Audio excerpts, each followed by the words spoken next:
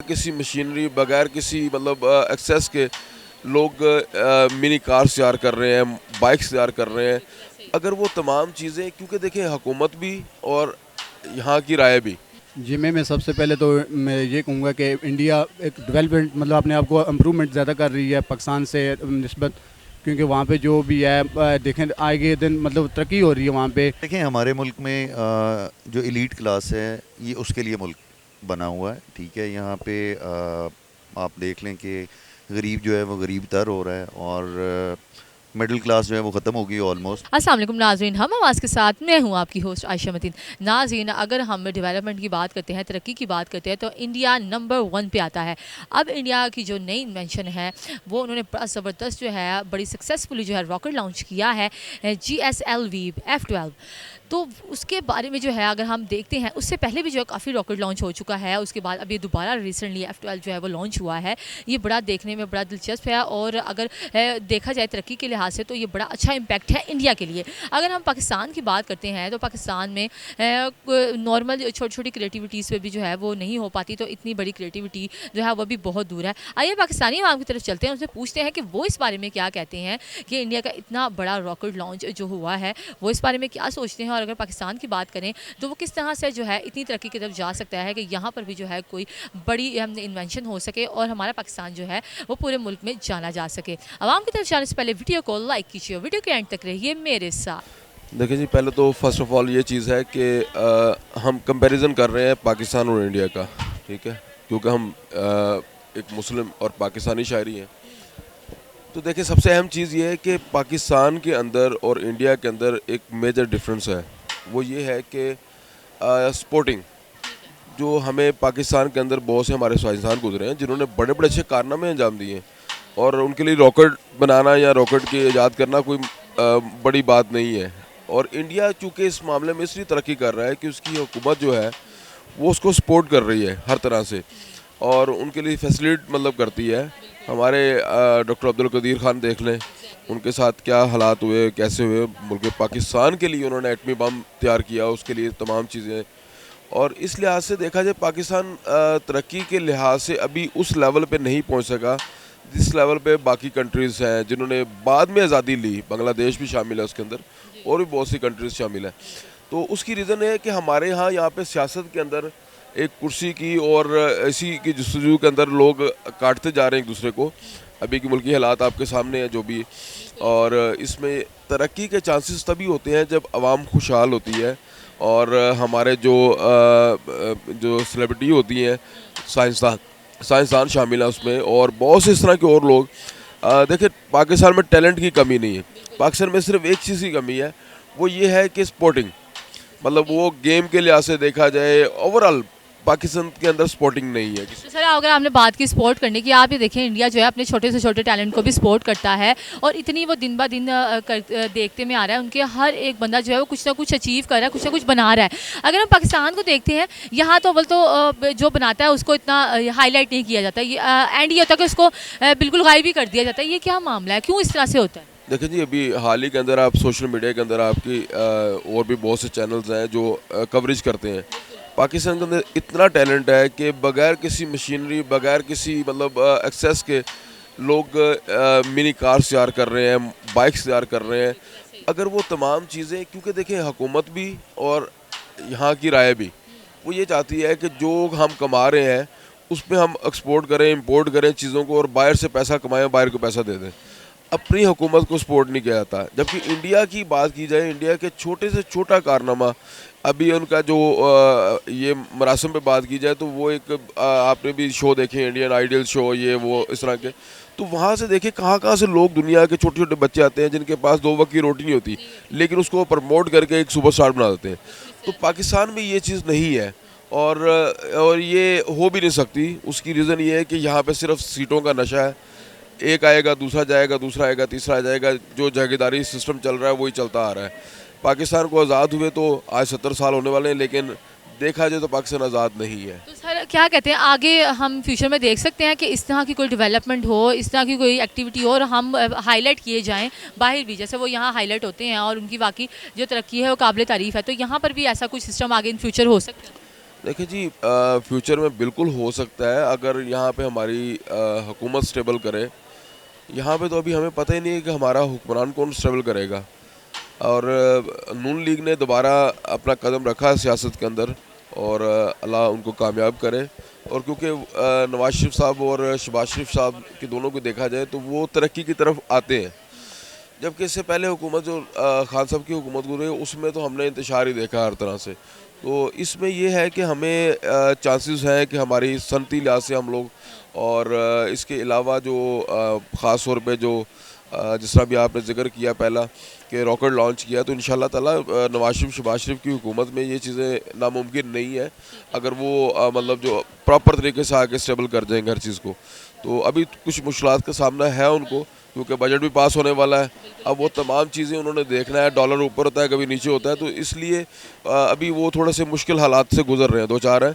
तो इंशाल्लाह हमें यकीन है पाकिस्तानियों के ऊपर, और ख़ास तौर पे हमारे शहबाज शरीफ साहब और नवाज शरीफ साहब हमारे दिलों की धड़कनें हैं वो, और अल्लाह उनको कायम दायम रखे, उनको सलामत रखे। इंशाल्लाह ताला आने वाले वक्त में ये है कि मुल्क पाकिस्तान की तरफ बेहतरी आएगी इंशाल्लाह। जी मैं सबसे पहले तो मैं ये कहूँगा कि इंडिया एक डेवलपमेंट मतलब अपने आप को इम्प्रूवमेंट ज़्यादा कर रही है पाकिस्तान से निस्बत, क्योंकि वहाँ पे जो भी है देखें आगे दिन मतलब तरक्की हो रही है वहाँ पे देखें कि सियासत देखें वो भी मतलब ठीक ठाक जा रही है पाकिस्तान से। वहाँ मतलब लोगों को देना सहना, और देखें वो उन्होंने प्रोजेक्ट्स भी उनके काफ़ी बन रहे हैं मतलब पाकिस्तान से ज़्यादा डेवलपमेंट वो जो है ना अपने आप को ज़्यादा इम्प्रूव कर रहे हैं। तो अब उन्होंने रॉकेट लॉन्च किया, आज पाकिस्तान में आज तक ये रॉकेट मेरे ख्याल में आई नहीं है कि कोई भी उनका रॉकेट जो है ना ऊपर तक हवा में गया हो।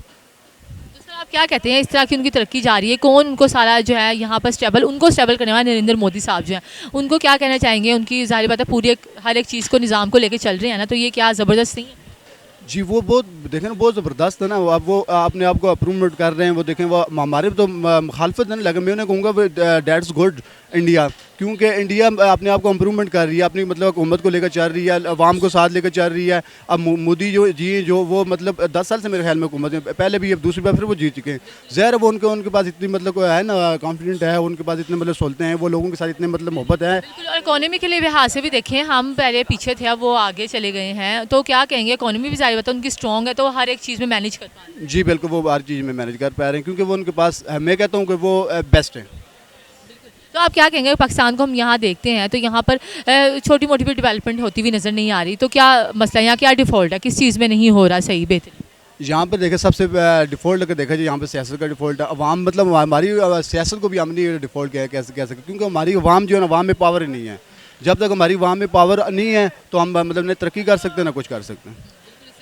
तो आप क्या देखते हैं कि अगर हम देखें इंडिया जो है बड़ा तेज़ी से आगे जा रहा है, तो क्या हमें उनके साथ ताल्लुकात को बेहतर नहीं करना चाहिए? ज़ाहिर बात है वो एक तरक्की याफ्ता ममालिक बनता जा रहा है, तो उनके साथ हमें कम्युनिकेशन नहीं करनी चाहिए, बातचीत नहीं करनी चाहिए? होनी चाहिए, क्यों नहीं होनी चाहिए बातचीत? वो कौन सा हमें खा रहे हैं मतलब ऐसा जो भी है वो मतलब अपने आप को तरक्की याफ्ता कर। हम चाइना के साथ हमारे माशाल्लाह तल्लुकात बहुत अच्छे हैं, तो हमें इंडिया के साथ भी अपने तल्लुकात अच्छा करना चाहिए। वो मतलब मैं बेसिकली कश्मीर से हूँ, तो मतलब आज़ाद कश्मीर से मुझे चाहिए कि मैं इंडिया के साथ जो है ना मतलब उनके साथ अपने कम्युनिकेशन, मेरे सियासी लोगों को कहना चाहिए कि वहाँ पे मतलब अपने तल्लुकात जो है ना बेहतर करने चाहिए। ठीक है, उनका भी यही कहना है कि वो इतने तरक्की याफ्ता हो चुके हैं, अगर कोई उनको नहीं भी या उनके साथ कोई कॉन्टैक्ट नहीं भी कर रहा तो उनसे उनका कोई नुकसान नहीं है। तो अगर उनके साथ कोई ताल्लुक़ बनाता है, अब के दौर में वो बड़े हाई जा रहे हैं, तो दूसरों का फ़ायदा ही है। तो आप क्या किस तरह से देखते हैं इंडिया को, और आगे वो कहाँ तक जा सकते हैं? जी जैसे उनके हालात चल रहे हैं देखें, उनके रॉकेट मेरा दूसरा रॉकेट उनका लॉन्च हो गया, तो इंशाल्लाह वो देखें वो आगे इंशाल्लाह आगे जाएंगे। पाकिस्तान मतलब दिन से दिन बैक आ रहा है, वो आगे कंटिन्यू कर रहे हैं। तो यहाँ पर किस तरह से हर चीज़ को जो है स्टेबल किया जा सकता है पाकिस्तान में? कौन जिम्मेदार? पाकिस्तान में अवाम जिम्मेदार, हुकूमत? हुकूमत से ज़्यादा नहीं, हुकूमत अवाम, क्योंकि अवाम को हुकूमत को बना रही है ना, मैं और आप हुकूमत को बना रहे हैं ना, तो इसमें गलती किसकी? हमारी गलती है ना।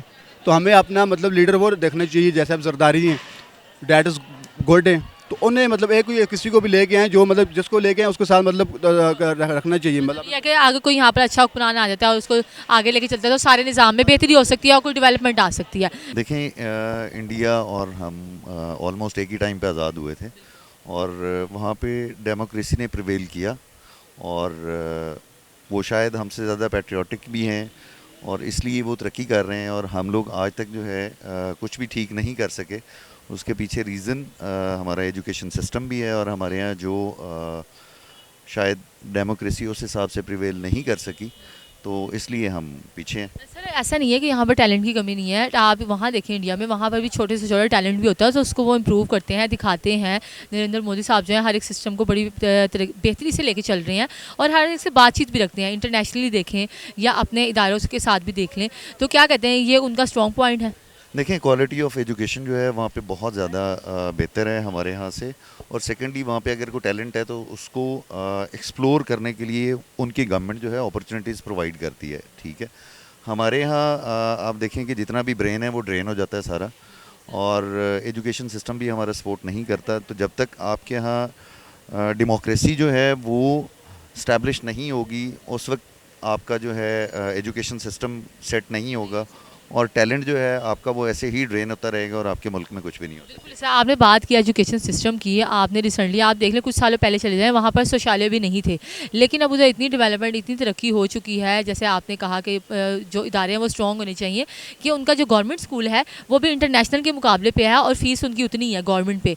और अगर हम यहाँ का थोड़ा देखें, थोड़ा सा स्टेबिलिटी नहीं है, बस वो कहते हैं कि हम पैसे ले लें, दें ना, या कमी ना करें। ये क्या माजरा है? देखें, हमारे मुल्क में जो एलीट क्लास है ये उसके लिए मुल्क बना हुआ है। ठीक है, यहाँ पे आप देख लें कि गरीब जो है वो गरीब तर हो रहा है, और मिडिल क्लास जो है वो ख़त्म हो गई ऑलमोस्ट। सर अगर हम जॉब के हवाले से भी, अगर आपने बात की, जॉब के हवाले से भी देखें, तो वो अपना कोई भी बड़ा प्रोजेक्ट करता है उसमें जॉब की फैसिलिटीज़ भी रखते हैं, और गरीब आवाम के लिए भी अलग से निकालते हैं। खुद हमें देखा भी गया और एक सर्वे रिपोर्ट में भी आया है कि प्रॉपर वो हर चीज़ को मैनेज करके चलते हैं। अब ऐसा तो नहीं है कि उनका हर एक से ताल्लुक हो, वो हर एक तो इंसानियत के तौर पर भी देख लें। यहाँ तो इंसानियत का क्या लेवल आप देखने में मिलते हैं। यहाँ तो कोई चीज़ कम करने की बजाय महंगी होती है, और गरीब आवाम और या अमीर हो, दोनों से इक्वली ही निकाला जाता है। तो कोई यहाँ पर सिस्टम मैनेज नहीं होना चाहिए। देखिए, मैंने आपको पहले शुरू में बताया जैसे कि वो हमसे ज़्यादा मुहब्बे वतन हैं, वो अपने मुल्क के लिए काम करते हैं। हमारे यहाँ करप्शन का वो लेवल है कि हमने अपने मुल्क को पीछे कर दिया, और हर बंदा अपने इंडिविजुअल फ़ायदे के लिए जो है वो काम कर रहा है। दैट्स वाई जो है आपके यहाँ उस हिसाब से तरक्की नहीं हो पा रही जिस हिसाब से इंडिया कर रहा है। तो सर क्या देखते हैं आप, कुछ सालों में पाकिस्तान में कुछ आगे इन फ्यूचर को बेहतरी के चांसेस नजर आते हैं, बेहतरियाँ जाते हुए नजर आ रही हैं? देखिए, मैंने तो जब से होश संभाला है तब से ऐसे ही हालात देख रहा हूँ, और को मुस्तकबिल करीब में को बहुत अच्छे हालात नहीं देख रहा। मुस्तकबिल करीब में मैं बल्कि और बुरे हालात देख रहा हूँ, जो इस वक्त आपकी इकोनॉमी की कंडीशन है, और इस वक्त जो है वो गरीब आदमी जो है वो तकरीबन मरने के करीब हुआ हुआ है। ठीक है, उनकी जो डेली, अब ये देखें ना, ये किसका डिफॉल्ट डाला, किसकी जिम्मेदारी है सारी चीज़ें देखना, इकोनॉमी, हर एक डेवलपमेंट किसकी जिम्मेदारी? देखें, ये तो बड़ा ओपन सीक्रेट है, सबको पता है कि ज़िम्मेदारी जिसकी है वो निभा नहीं रहे हैं, और जो जिनकी ज़िम्मेदारी नहीं है वो ये ज़िम्मेदारी निभा रहे हैं। ठीक है, तो ऑब्वियस ही बात है कि जब आप एक कारपेंटर से गुर्दे का ऑपरेशन करवाने जाएंगे तो वो जो हशर करेगा वही हमारे मुल्क का हो रहा है।